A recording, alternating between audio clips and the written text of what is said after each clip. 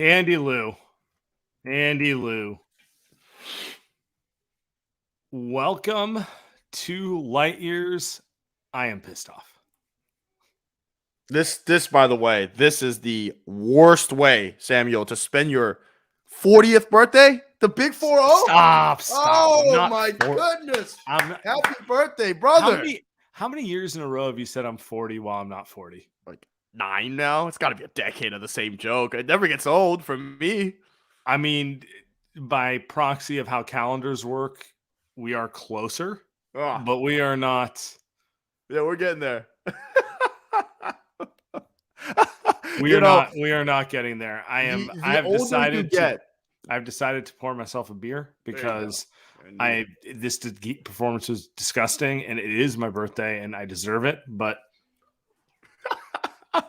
I was gonna say coming into the show, the older you're getting, the happier you are on a daily basis.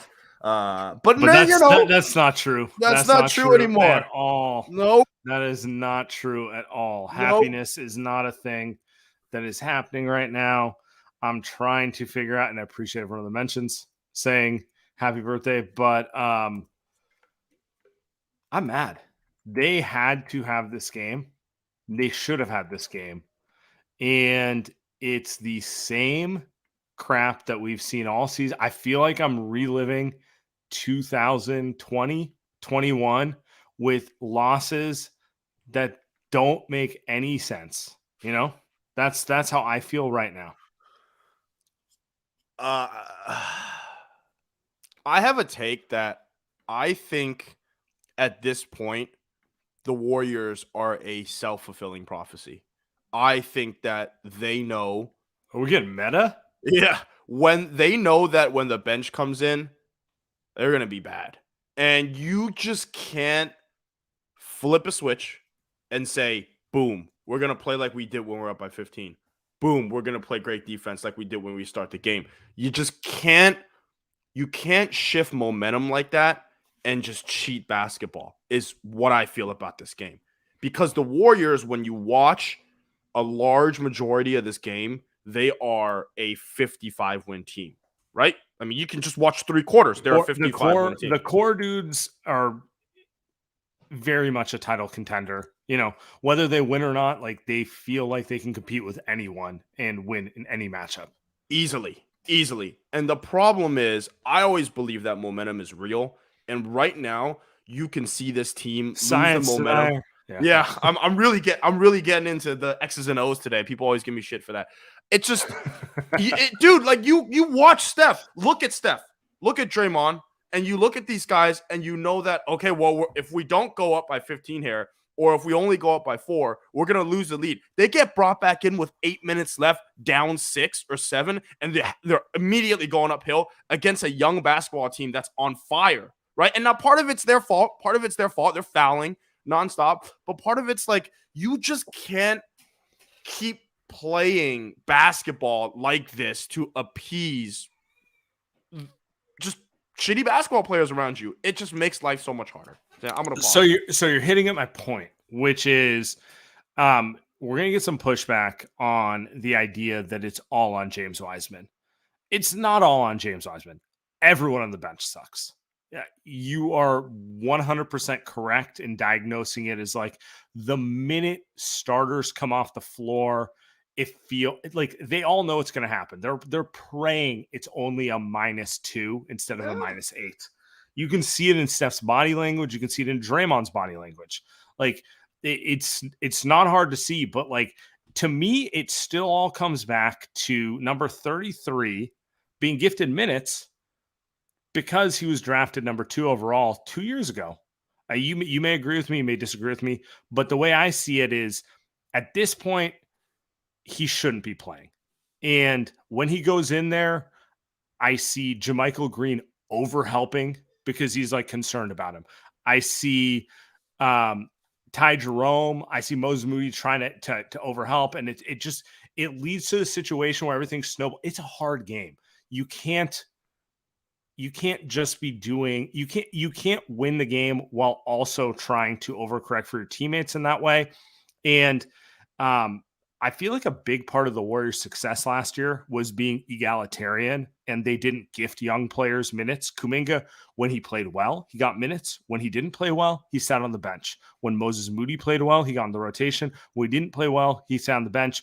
Jordan Poole down the line, and it created a culture where your performance mattered. Right now, they're gifting minutes because of draft picks, and it's creating a total mess, and it's not fair to the core players as far as I'm concerned. And it's also not fair, by the way, to James Wiseman, who, whatever you think of who he's going to be in the future, he's clearly in a situation he's not ready for.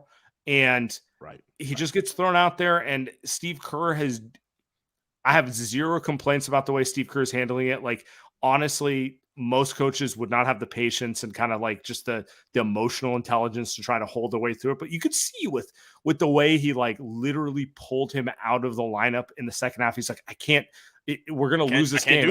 And they did lose the game. I just can't do this. And we talk about it, and I want to keep berating the point is it makes life so much difficult for all the other players. All of a sudden, Jordan Poole comes in. He's completely out of rhythm. I always say Jordan Poole's a bad defender, but he brings so much of value offensively. You need to be able to give him the freedom to do that. And they've done that. They did that last season. And even if he struggles, Jordan Poole has that value. So make life easier for him.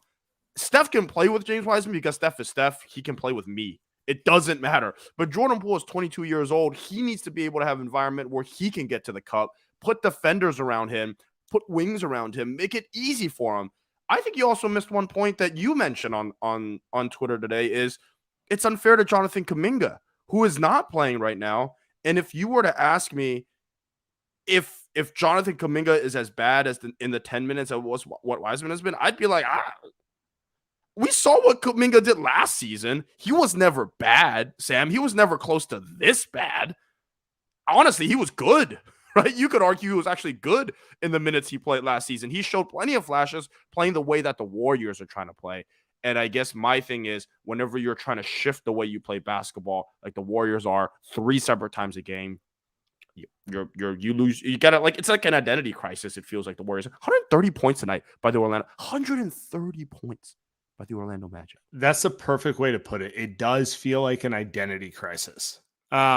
Because the core knows how they want to play. Love it or hate it, they have a very established identity, and it's a winning identity. They move the ball, they leverage the three-point line, they play off of the gravity that Steph gets. It wins. Sometimes it's annoying when teams overtrap them and you're like, why don't you do something else? But they have an established identity that has delivered results for almost a decade now. Now they're trying to mix in. We have a rim runner. Just trying to mix in too many styles. And it does feel like there's too many conflicting priorities with this team instead of the only priority which matters, which is winning. And that's how a team like Orlando, who got their second win of the season tonight. Oh, my God. And I'm not sure they're good. I do like some of Orlando's players, and I could see them being very good in a year or two. Paulo looks like a superstar in the making. Jalen Suggs took yes. He came around this guy. Franz is like, they have some pieces. Right. They're young, but you see the pieces. But my point is, if they are just focused on one task, which is how do we win this game, and you're focused on multiple tasks at all times, you're going to get burnt. You're going to get burnt over and over again. And it does feel, like you said, it feels like cheating the game. It feels like, all right, starters did their job, which they did at the beginning of the game. Now it's time to put in the guys who have no clue what they're doing. We're going to try to establish a new identity. Boom, lead given back. Okay, starters back in, going to get the lead. Okay, we're going to do it again. And next thing you know, you're in a single possession game in the fourth quarter. And you can get as mad as you want at Steph for that dumb turnover, but I see 39 points on 22 shots. I see a guy who absolutely should have, like, whenever it gets to a single possession, anything can happen. A guy can hit a half-court shot. A guy can get fouled at the three-point line. LeBron can hit a fadeaway from 28 feet. LeBron can get strip sealed from Iguodala. Like, and I'm just picking examples I remember from history on this. But my point is, on a single possession game, anything is possible. The entire point of good basketball is not being stuck in a single possession game. Yeah, you should be up by 15 because they were. You should be up by 15 with 5 minutes left to go. And you should be sitting comfortably at home thinking about, should Steph play tomorrow because he only played 28 minutes today? That's what you should be thinking about, right? Instead, Warriors are going to go into New Orleans tomorrow and lose that game because New Orleans is healthy and the Warriors are probably going to go young guys tomorrow. So that's the other thing. I do think part of this is the Warriors are getting humbled too. You get humbled when you try to do these things that just aren't possible. They just aren't possible. Last season, the Warriors didn't do this. They actually didn't do 2 timelines. They actually said, you know what? We're just going to win with the vets we got, and they won it all. And they won it all pretty easily. They looked like they were the best team in the regular season, too. And can I throw one thing in there? The Spurs are the Warriors' number one, like, win and develop. Kawhi Leonard. They never made a concerted effort to put Kawhi on the floor when he wasn't ready. Kawhi had to earn those minutes.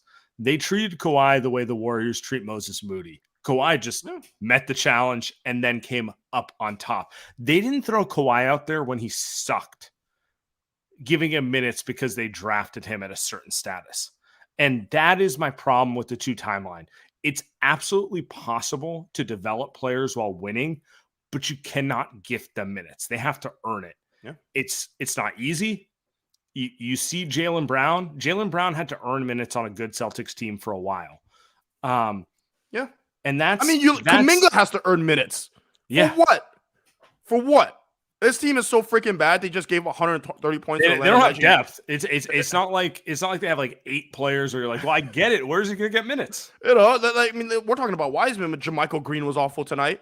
You're telling me that Kuminga can't play some of those minutes? Moses Moody was, Jordan Poole was bad tonight in the minutes that he played. Ty Jerome was actually not bad. But you're like you said, we came into the season, you and I sat here and we talked about the Warriors being the deepest team that we've seen in years. That's obviously incorrect. This might be the worst bench that we've ever seen during the dynasty. They could use Kelly Oubre right now. Oh my! Really? Well. I think they could use Damian Lee, who I shit on every single game last year. They could use JTA. They could use who else was on the bench? Like they definitely could use those 2 guys right now. Come back home, JTA. Come back home, Damian Lee. Seriously, I never wanted you gone. Seriously, Otto Porter. Put some boys to men on. No. We're gonna do. I want the goons. Can we get the goons in the Discord in the light? By the way, if you don't subscribe to Light Years Discord, there's a free version.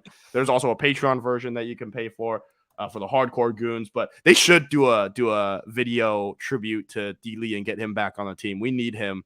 JTA, Otto Porter, get those guys back. Like the old days. Because what we're watching right now, I think it's less so about how bad they are on the court. I do think the players know. You can see in Steph's body language. Did you see that clip, Sam, of Steph telling Wiseman to dude, set a screen, and then Wiseman, after sets a screen, doesn't clear the lane because he thinks it's 1932 where Big still post up in the lane, like, dude, what are you doing? And then Steph shoots a 3, like, what the fuck are we doing here? So I think at some point the players understand nice that this is reference. 1932. Did they even play basketball? Anyway, I just think the players understand the problem. I guarantee you there are going to be rotational changes that come after this road trip. You can't. This is not sustainable. I can see guys out of the rotation. Dante is going to be back too. I can see big changes coming up when they get home. Before you get out of here, Andy, let's bring up Aaron. Yeah, let's go. Let's go a couple minutes. Yeah. Oh man, Aaron's better have some Hennessy in this because I could really use some. Yeah. Dude, see, I got a game I got to play, but after. Andy's about to set screens and scream, "This is how it's done." Facts. Mm-hmm. Facts. And I clear the lane. Hey, clear the lane. At this point, I think the Warriors could use you. Yeah. Oh my. Oh. I've seen that defense on Zaza. I think they could use you at this point. Well, defense, yeah. They could use Zaza. They could use that's Zaza. basically what they're doing anyway. So yeah, sure, why not? That is true. You'll probably play more than Kuminga. The Lakers are about to have a better record if they win tomorrow, by the way, than the Golden State Warriors. This 2022-23 Warrior season is turning out to be a hell of a ride. It has not been good so far, but it's been kind of the same story, right? Like everybody of the starters is good, everybody on the bench is bad. And you guys have been talking about it, but I am officially off of Wiseman Island. I colonized it and I'm officially done. There's not enough there. And if it is going to look like this, and Wiseman is going to look like this, he looks like he's playing for the other team every night. If he is going to look like that, what the hell is going on with Jonathan Kuminga that we're not seeing that is so bad that it is overruling what we are seeing from James Wiseman? I just don't get it. Did he murder somebody? Because apparently you can punch a teammate on video and you still get to play. So did Jonathan Kuminga murder somebody? What happened? Hey, we need Sam's sources on this. You can punch a teammate if you can play the pick and roll on both sides that way. So no, it's frustrating. Does anybody right now. have any idea what Jonathan Kuminga is allegedly not doing in practice? Or there were all those rumors about him showing up late last year. I don't know if that's a thing really or not, but is he like, what does anybody have any excuse for why he's not playing? Hard to say at this stage. If they have like, what is Steve trying to? I mean, Steve is obviously trying to send him a message, trying to prove something, right? Trying to get him to do something different in practice, I guess. But how about when a dude can't play in the games? Let's get to this quote real quick before Andy has to run. Steve Kerr says he'll look to make some lineup rotation changes and that everyone will get a chance to play after the Warriors' fourth straight loss. He says clearly they haven't found the right combinations, and that will be the focus going forward from Kylan Mills of Cron 4. Friend of the show. Yeah, I mean, Steve's not insane. Like, I don't know how else he's supposed to play that one, right? Yeah. Like, yeah, what was supposed to say? It was like, I love the minutes I got from my bench. Looking great. We're gonna stick with it. Steph has to. If Steph can't score 45, I'm not sure he's the guy anymore. Like, what else? What else is supposed to say there? It's good to not feel like gaslit, but like, yeah. I mean, actually, you and I have sat across from each other. We've actually no complaints about Steve Kerr this season. I still don't. He's doing what he has to do. He's doing he's given a directive, right? And he's trying his best, but you're 3-6. Actually, now that I think about it, I assume that Steph, Clay, and Draymond might not play tomorrow.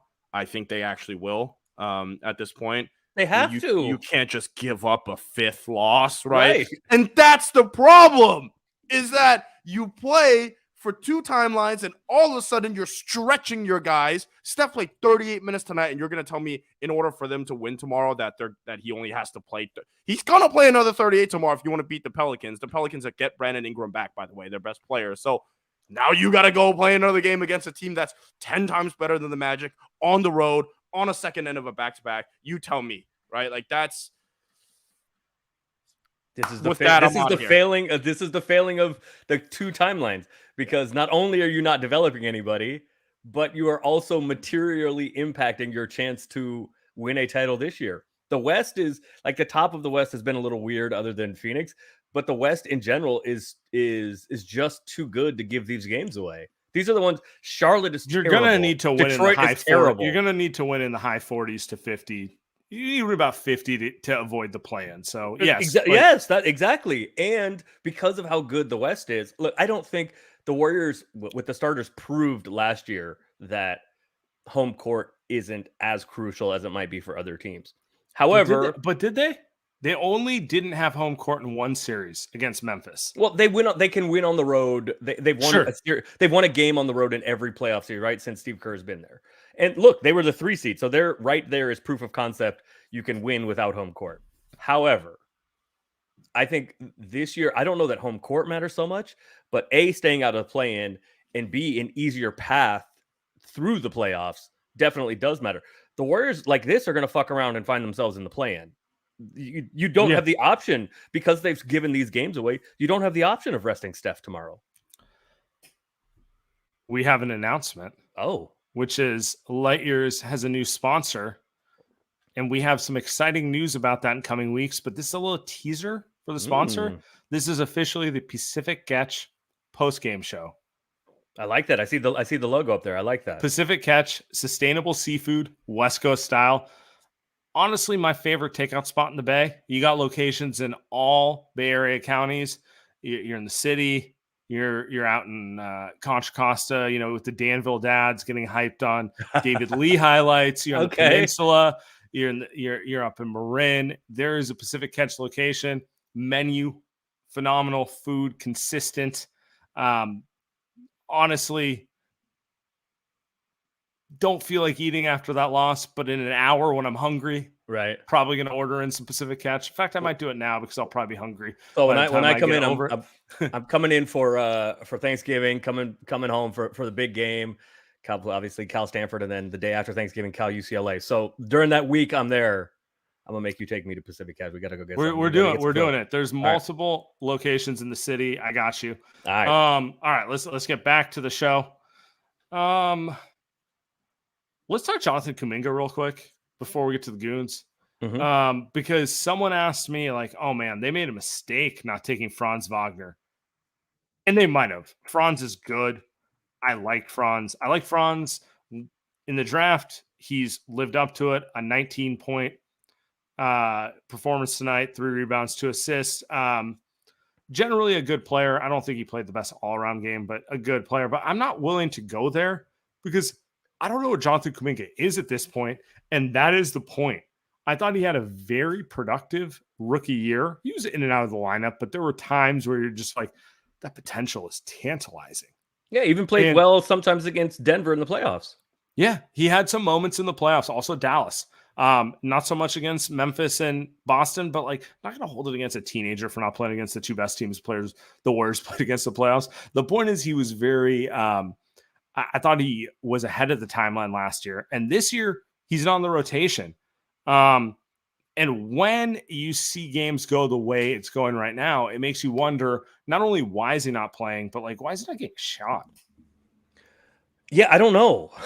And I think that is a very valid question. And the comparison, did we hear? Oh, you know what? I think it was on the Low Post that they were talking about Zach Lowe taking the L for being all in on Kuminga, and saying that they shouldn't have drafted Wagner when now it looks like they have. But I think it's in favor of Wagner. But I think it's a failed premise because Wagner was always ahead of Kuminga. Kuminga was always a potential guy, right? An athleticism and potential guy. And for whatever reason, this season he has not had a chance to develop any of that potential. This is the challenge of the 2 timelines. This is why it's never worked before. And it didn't. I mean, it technically worked last year, and Lacob can take his victory lap. They won the title and didn't trade any of those guys. But if you're not going to play Jonathan Kuminga, trade him and go get some help. Because if you're not going to play him, he has no chance to develop into whatever anyone hopes he might be. If you're not going to play him, if he's not going to be in the rotation, trade him. Get somebody who can help. Yeah, I mean, and to me, this ties to what Steve Kerr said, which is he's going to make rotation changes. So my assumption is Kuminga's going to get a shot because they only have so many players on the bench. Like, it's not like it's like, all right, now I'm going to bring in Kevin Durant. Like, he's only got so many options, and this is one of those options he has not played yet. When he's played this season, he has not played well. He has not. But it's also hard for me to read too much into it because he hasn't got consistent run. And that's why the Wiseman discussion has brought in, because every game Wiseman gets consistent minutes. So it's kind of like he knows he's coming in, somewhere around like the 3-minute mark in the first quarter. And there's some consistency, and that's something Kuminga has not gotten. And I wonder if that's one of those things where, if he gets like 10 games in a row, do we see better play from him? Or is that not the case? But anyway, I do think it's worth trying. Any answer? Has anybody, and I don't know this, I see Warrior stuff. I follow the Warriors very closely and see stuff on Twitter.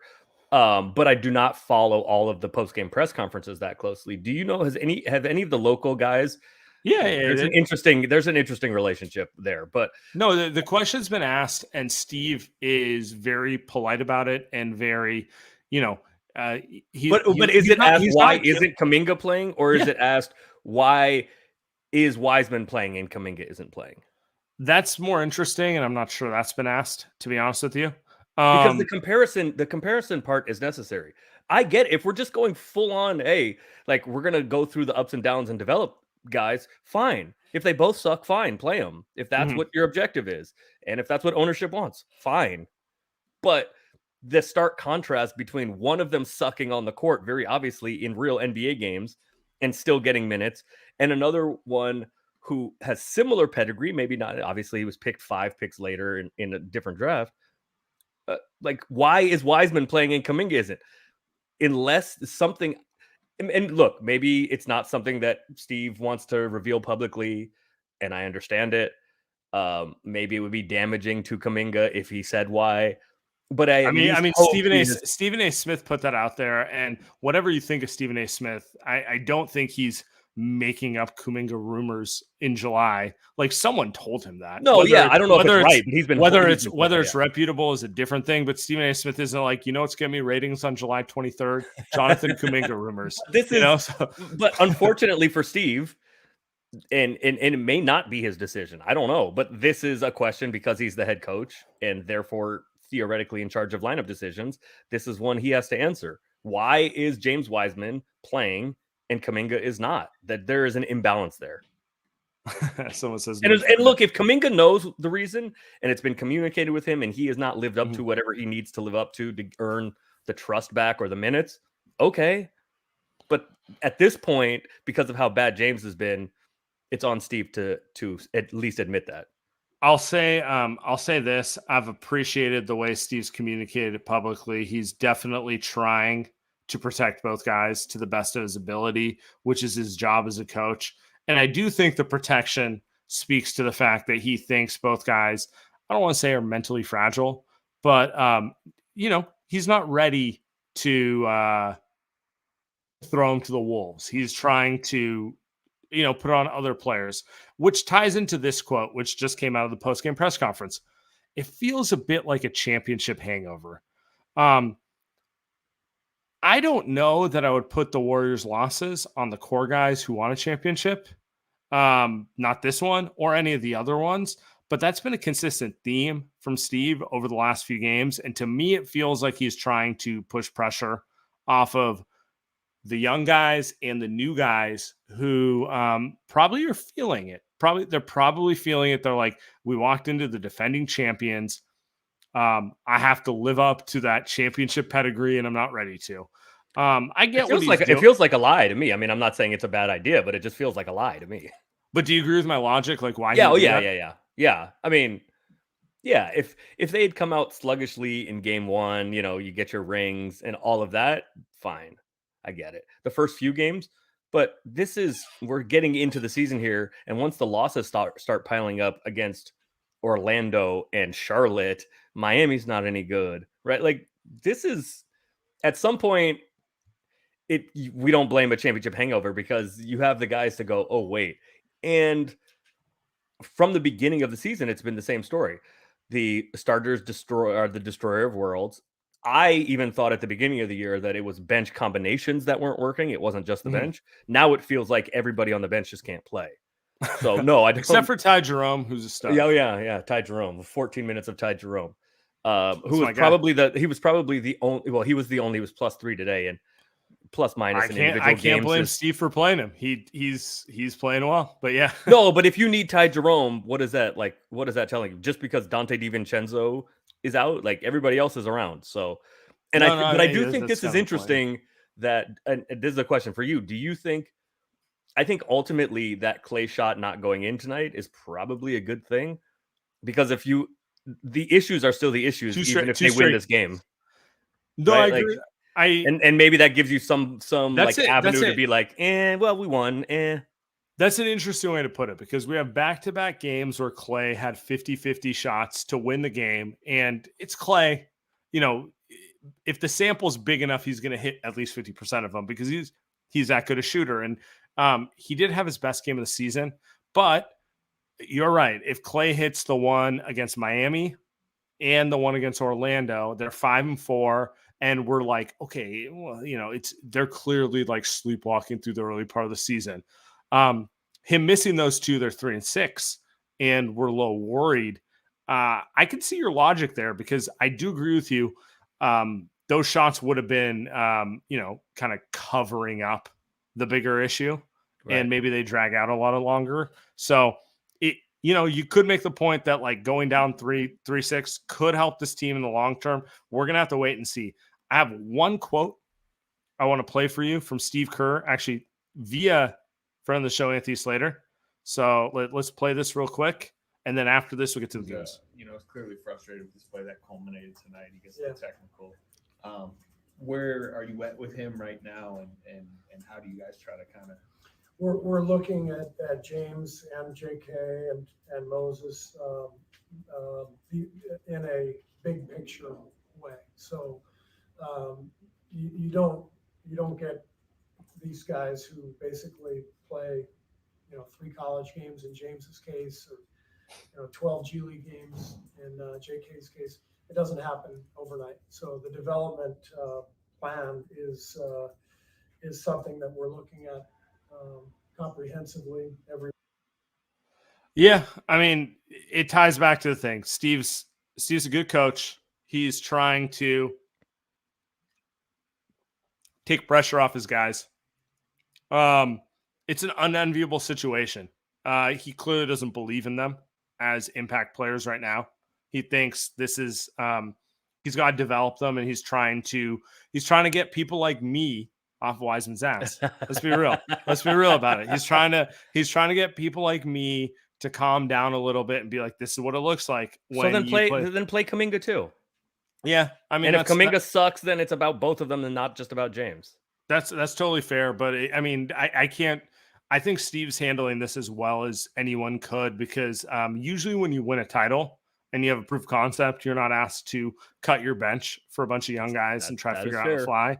So, and he hasn't complained about it, and no one's complained about it. And you know what? It may end up working for them in the long run, but like right now, not so great. Well, and to be fair to Steve, and I'm pretty hard on Steve publicly, but to be fair to Steve, the other part of this is how much of this is a directive from ownership and / management, which is another, you may know, but I don't know the answer to that. So that's part of it too, that he's not going to, or he could, but it is in nobody's best interest for him to talk about publicly too. So as the head coach, that's just kind of another one you have to wear. Yeah. And like, look, it's clearly a directive to win now and develop, but like you and I will never know like how aggressive a directive it is, but it's clearly like, where is it between directive and mandate? Yeah. Where is it between like, we would like you to do this, and if I don't see him playing 25 minutes, we're going to leak some weird stuff about him. Like, and like, that feels like the only option for Wiseman playing right now, doesn't it? That's it. I mean, that's the extreme option, and like, obviously not the one that I believe in, but like, it's something like that. Anyway, I think it's time to get the goons. Let's get the goons. I feel wrong calling her a goon because she's a lady. Right. Karima, how you doing? I was not expecting this loveliness to pop up on the screen. Guna, and I just okay. I like it. Whatever you want to call yourself. Hey, fellas, listen, happy 30th birthday to you, Sam. I appreciate it. Unlike Andy, you understand the anxiety that I'm feeling. Yes, my dear. The great sub. Yeah, you did try to go to the righty, right? Try to go to the bullpen a little bit. Yes. Throw you a knuckleball here and there. Got you. You know what? Yeah. Wiseman is just I'm feeling bad for the kid, but I'm also like, dude, you just can't possibly be this bad. And I feel for him. I do. But my Lord, it's just like, I had enough. Get him out of here. Send him to the G League. Try to get him some reps away from us. away from us. But I'm miserable. He doesn't want me to be right. Like he needs some time in Santa Cruz. They're much nicer down there. My guy, GSW Rabbit, he's the nicest guy on earth. He's not going to give him this treatment. There'll be some hand holding, some warm hugs, some cocoa. An extra hand to actually grab a rebound and secure it. But dude had 2 points and tons of fouls within minutes. It's just so it just really gets to me. But let's move to, what do we make of all of the fouling?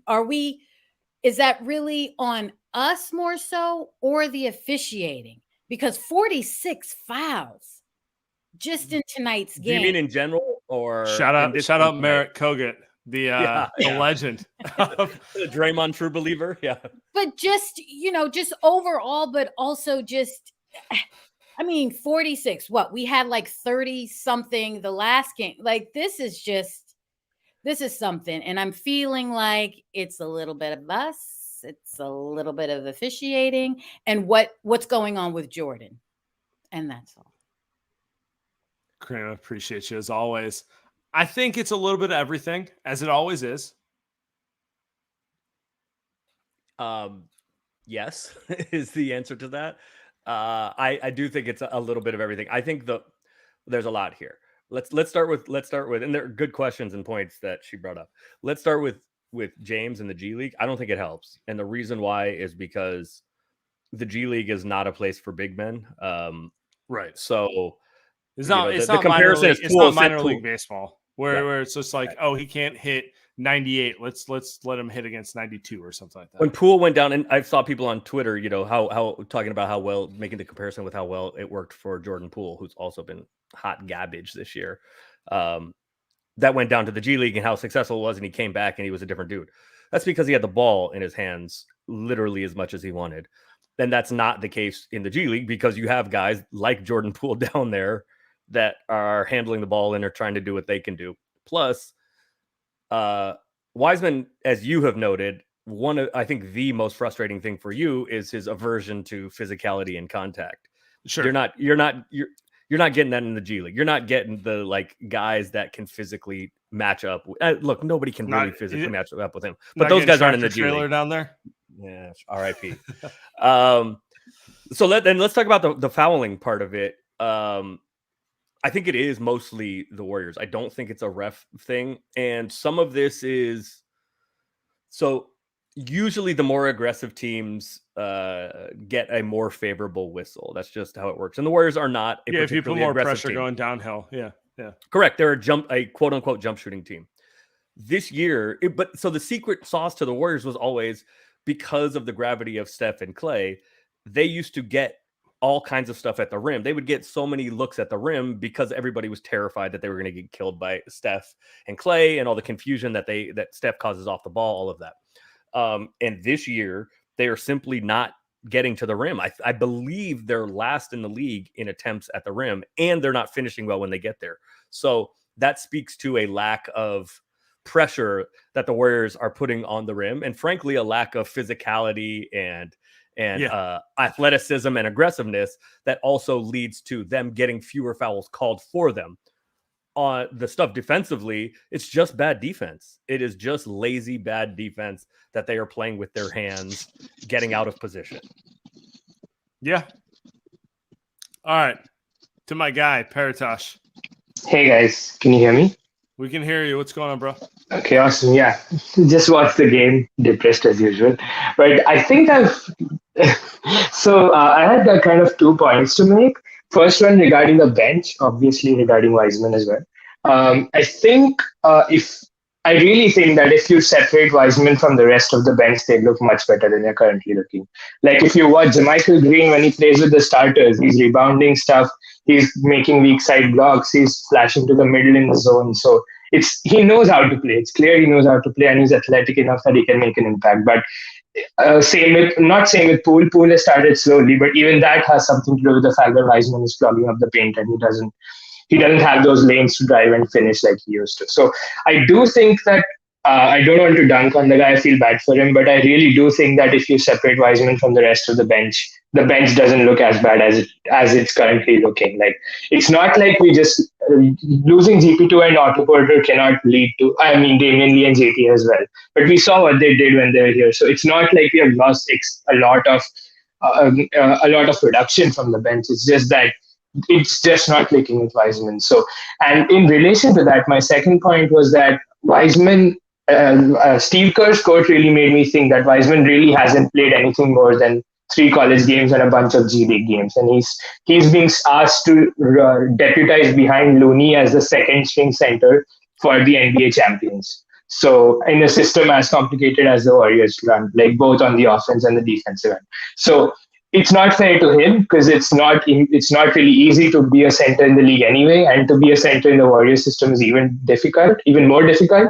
And what I thought about is that Kuminga last year was getting development minutes. Like he wasn't being thrust to play actual minutes when the Warriors were trying to win the game. It was mostly when they'd already won the game or they had already like a 20-point lead. So if Wiseman could get those minutes instead of getting these heavy usage minutes that he shouldn't be right now, I don't think it could look as bad as currently looking. And Kuminga should be the one who's getting thrust further forward into the rotation because he got to develop through last year getting those extra minutes as and he got to play when he played well. So Wiseman should also be getting those minutes if he plays well. If he doesn't, then he doesn't. Yeah, Paratosh, I agree with you. I think his overarching point is, and I agree with it, development needs to be earned. Mm-hmm. It's not helping Wiseman to give him free minutes when he's not ready. And that can reinforce bad habits. Yes. And look, the proof's in the pudding. Like we've tried it a bunch of games in a row. It's not working. So it's time to kind of, But that's what it's been. I mean, but that's what it's been. That's what it was 2 years ago too. I mean, did they learn nothing? Because Wiseman started if I remember correctly, James basically was only there for the last week of training camp, right? In his rookie year, and then started anyway, which was kind of a surprise. And I think the first 2 games were at Brooklyn and at Milwaukee. What do you expect? It's and if this is the case, then why isn't Patrick Baldwin playing? Why isn't Jonathan Kuminga playing? If we just given away minutes for development, why not? What's good, Jim? Ty, what's up, my man? Chilling, man. Chilling after a tough loss. But how y'all doing? We're good. We're good. I hear it's your birthday, Sam. Is that true? That's a factual statement. Oh, man. Happy birthday, bro. Happy birthday. Appreciate it. What you got for us? Tough that you had to be rewarded with this loss. Look, Ty, you got the pick in? I like it. I thought we were going to get a W. I thought we were going to have a fun post-game show, and here I am just, now it's a depressing birthday. Anyway. It's fucked up. It's fucked up. I was at the Lakers. It's worse. You could be talking about the Nets. Facts. I was at the Lakers game yesterday, and I saw that Matt Ryan crazy buzzer beater. So are you in LA? Yeah. So when Clay hit the one, it was the same thing. Yeah, exactly. So I'm thinking, all right, this is the universe saying we're about to win this. Lost. That was a bitch. It's one thing, man. The Wiseman being a project. It's so evident. That he was picked too high, which is fine. Whatever. It's in the past. Blah, blah, blah, blah. But him being a project and just not being able to play, but also being at a position where the G League isn't going to help him is just so tough. Like Steve, he'd been he kind of foreshadowed it a couple of games ago when he was like, hey, we're not giving out minutes for charity, this and that. And I think he's been lowering his minutes, and finally it's Kuminga time. But I mean, I think he was trying to save Wiseman's confidence, but I think it's just kind of like, hey, you might got to let him. You saw Steph's reaction there. It's like at a certain point, we all know what's up. We all it's gonna get worse if we keep with the fake charade, right? Absolutely. I think so I'm less worried about it in the playoffs. I think that Steve will be more aggressive about you're not playing unless you're helping. Of course, in the playoffs. Yep. So I'm less worried about the playoffs, but the part of it that concerns me is these last 4 games and whatever this experiment is currently materially impacts your chance at even making the playoffs at this point, right? The Warriors I think that's a little far. I think that's okay, fine. I agree. Really, the Warriors are going to make the playoffs, honestly. But it matters if you're the 2 seed or the 4 seed or the 7 seed or the 9 seed. Like all of that matters. Absolutely, it matters. Absolutely, it matters. And I've been a proponent of, like, my whole thing was like, all right, look, taking in 5-game like segments is his 5 games better than the 5 games before. Personally, after this game, I was like, all right, maybe we can pull the plug a little early. I don't need to see the 5th game, but 4 is good enough. Right. Yeah. Fuck it. But I do think that there's a real reason. Like, he's not a scrub, but he doesn't know what he's doing, and he's still a walking bucket. He's a scrub. No, he is a scrub. Call it what you want, but he's huge, right? And he does give them, like, if he's playable, that's an element like that we just don't have. So, I get why they want to unlock him, and I think it would be helpful or additive. But at the end of the day, you take the core 6, Dante, JMG, who he did some bozo stuff at the end, but his like glass work, I was looking at it earlier. His offensive rebounding percentage on the season is the same as Tristan Thompson's was in the 15 finals. Like, he's a gifted offensive rebounder. So we got 9 deep. He might actually. I mean, that's such a Warrior thing. They signed him to be a power forward. He's a center. He's a center. And today, precisely why and so could Kuminga be, which is precisely why you don't have to gift Wiseman minutes. I don't know about Kuminga at the 5, but I do think JMG playing the 5 today and not being like and holding up solid. I think that was probably the last thing Kerr needed to see, along with Wiseman's bumbling. To all right, let's just give JaMychal some center minutes and give JK the 4. Sam said this on Twitter, especially for the team that initiated it and has perfected it, not actually needing to play a center at center. Like, it's funny, man. It's funny. Like, what is going on here? I gotta laugh because crying sucks. So I always say, right, like, people ask me about GMs getting fired, and I say GMs don't get fired for bad draft picks. GMs, and in this case coaches, although neither of them is getting fired, they get in trouble for trying to justify those bad picks, right? And extending them and signing new contracts and gifting them playing time. All right, you made a bad pick. Okay, fine. But that doesn't mean he needs to play now. Quit trying to justify it later. What's up, my man? Hey, what's up, guys? My name is Ishan, and I've been a lifelong Warriors fan, and I've been enjoying the dynasty as usual. But I'm just kind of finding this year and this team, like, it's really hard for me, at least, to connect with them. I'm not having fun watching the games like I usually do. Like that. I'm not having fun either. So just like, us two of us. It's just like I hate how one player, and I don't want to dog on this player, but like just ruins like my fun for this team, and it's just so frustrating to watch like this happen. And like, I think as fans, like, we just deserve better. Like at a point, like, we know the potential of this team and we've seen it, and like to just be like yanked of that happiness is just so frustrating. Like when the answer is right there in front of us. And I don't know, at this point, like I'm willing to just throw out the word bust. Like, it's just, I don't really see anything. Like, I don't know if I'm crazy, but like no, you're not crazy. I just don't. I think it's too early for that, but it's not out of pocket. It's been 3 years, and like I get that he hasn't played that much, but at the same time, it's like you'd like to see some improvement, and there's just nothing. And like it's just so frustrating to watch, and I hate how they double down on it. And it's just I wish they admitted it, because that's kind of all I got to say. It's just one player is just really making me so frustrated, and I miss like players who are so charismatic, like GP2 and like Otto and all those guys last year, and Juan and Damian Lee. And like these players just like look like straight face, no emotion, don't want to be there, those kind of things. And yeah. Ishan, I appreciate you, my man. I agree with you the whole way through. I think he hit on one thing that's, look, I've mentioned it. Aaron, you know how I feel about it. It's not that Wiseman is a bust. It's not that Wiseman's not ready. I'm fucking tired of being sandbagged on it and being told what I see with my eyes is not true. You know what I'm saying? Yeah, like, absolutely. It's tiresome. Like, if we could all be honest with the fact that the kid's not ready, then we can have an honest discussion about whether You know, because there'll be some people who are like, trade him, get rid of him, you know? And there'll be some people who are like, give it time.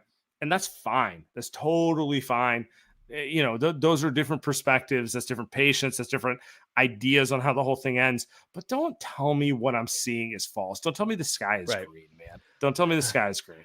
So yes, 100%. And I think the most frustrating part, I think for Warriors fans, is that this was a problem last year and it ended up working, right? They didn't go get another center because it was, Wiseman will be, and that was more injury. Do they win the title if he comes back from not if he plays significantly, right? But it was always, we don't, and even at the trade deadline, it was always, we don't need another center. We don't need another center. We don't need another center because James is there. Okay, fine. And again, but I felt like everybody was being gaslit a little bit then too, with the honesty about his progress returning from injury. But having seen all of that and having known all of that and having watched him in summer league and preseason, again, not getting another center, it's like, it's arrogance. You didn't learn your lesson. Go get somebody else that is 7 feet tall, that is just competent guy, or just bring back Otto Porter and be fine. Or decide that James is not going to be the backup for Looney and say, okay, our centers are Loon and Draymond. That's what you're going to do in the playoffs anyway. But if you have to drag this into the playoffs, you are materially damaging your chances. Yeah, for sure. All right, let's get Sora and let's get out of here. Sora, what's up? All right, man. So firstly, I just want to say to the viewers, everybody there, we are here together, man. You ain't alone. You ain't alone. It's been tough. It's been real tough. You lighting a candle? Man, I've been praying all night. When I saw that Clay 3, I'm like, come on, there's still a bit of hope. Paolo turnover. Yeah. I'm like 5 seconds. Steph made a little bit of a weak pass to Clay, and then, Ty didn't move too much, so we couldn't make too much out of it, but the end was all right. But Wiseman, man, like, I just want to know, who do the Warriors think he can actually be? Genuinely asking, because since the start, I've never been like big on Wiseman, just because I felt like the Warriors don't need a big that can create or anything like that. They've always needed a big like Looney, that guy that's like Bogut, Looney, Zaza, where it's like, this guy is just putting it all out on the floor. He's rebounding, like that Hakeem Olajuwon we saw in the playoffs. That's the big. That's our guy. Yeah. Right. And I never saw it from Wiseman, and so I've always just wondered, like, where do the Warriors actually see this going? Because I remember in an interview where Steph was talking about the next generation, where he said something about Wiseman being MVP and something like that. Like, come on.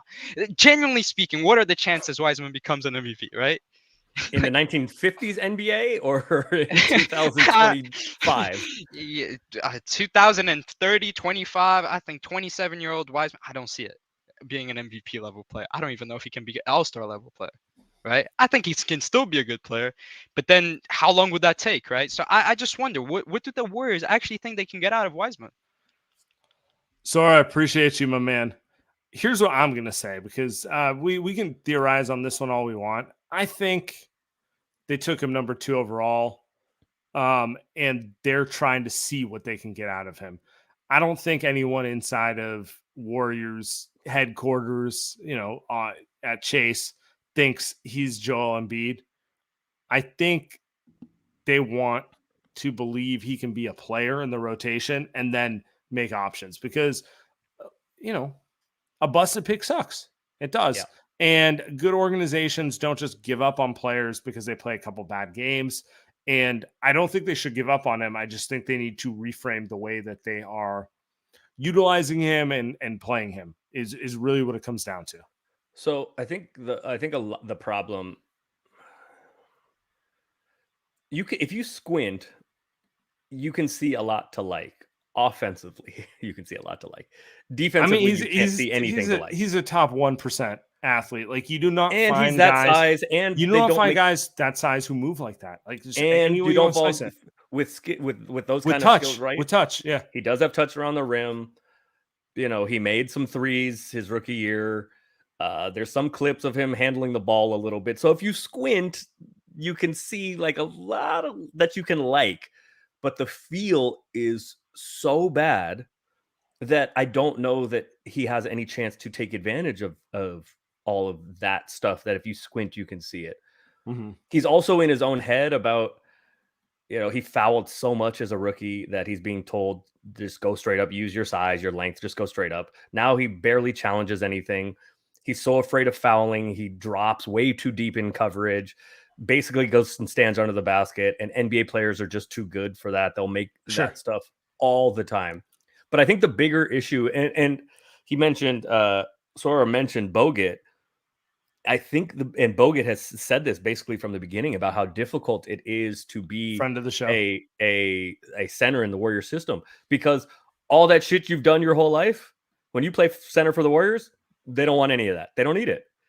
No. They want you setting screens that centers do, which James doesn't. All that stuff about diving to the rim and being a vertical threat like JaVale, that's a red herring. That's not really what is necessary. You get a bucket or two a night out of that, fine. Nobody cares. But what makes it go, and why Looney has now really turned into a player, and why it's always worked for Draymond, is because they can be a part of that Cuisinart.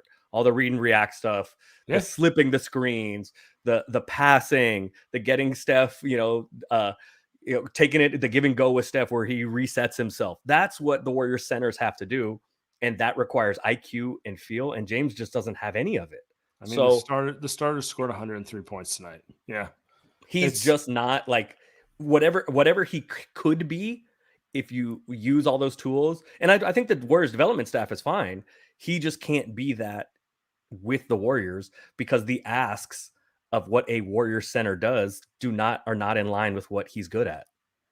Yeah. No, that's it. We're gonna end it here. What a fucking disappointing road trip. Yeah. Larsul, appreciate you as always. My pleasure, brother. Anytime. Happy birthday. Appreciate it. You get out of here. Everyone, have a good evening.